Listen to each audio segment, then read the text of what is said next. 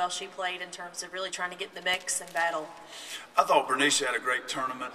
Just proud of that kid. She has overcome a lot in her life to be at this point in time and has developed into a great student and just a really wonderful young woman. And she played real hard. She had to guard the ball for 3 straight days against some of the best, players in the country. And so I thought she had a great tournament and very appreciative of her effort. And today, you look at 6 offensive rebounds, and she's about a foot shorter than most folks that are on the Tennessee's roster. So she was battling in there. Real proud of her individual performance. We just didn't play well as a team today, and we just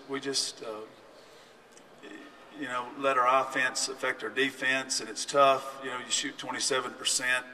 It's just hard to get going, and but we have to find a way. It's pretty remarkable. We shot under 30%, under 40% in both of the games to get here, so it's pretty remarkable. We're here today, and it just caught up with us finally today. Bad shooting. Time for a couple more, Mark. Matthew, going forward, how do you prevent the blowout here from affecting your mindset as the real tournament starts? Well, I just told the team back in the locker room, I was very disappointed in this game today, and I didn't want them to think anything but that. I'm very disappointed that we didn't play better and we didn't compete better in this today. Having said that, we've had some tough times this year. We've had some very deflating losses this year, and each time this group has been able to bounce back. And so that's just what I shared with them in the locker room, that we wanted to cut down the nets today. We wanted to be the champions today. It didn't happen. It's another chance for us to bounce back and show the great character these kids have. So I don't think we'll have a problem with that. I believe in them, and we'll regroup. And we played a really, really fine Tennessee team today that played really well.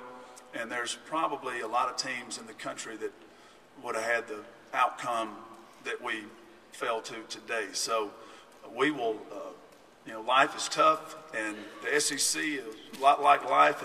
It'll, knock you back on your tail sometimes, and you just have to battle through. So I'm not worried about that with our bunch. Our kids have a lot of good qualities and a lot of character, and I wouldn't trade places with Coach Summit right now for anything. Okay, you have time for one more. At times it was a little bit physical out there. They didn't call it tight at times. Did that work against you, given that you were the smaller team on the floor? I think that you have to really try to figure out what you can do to impact the game.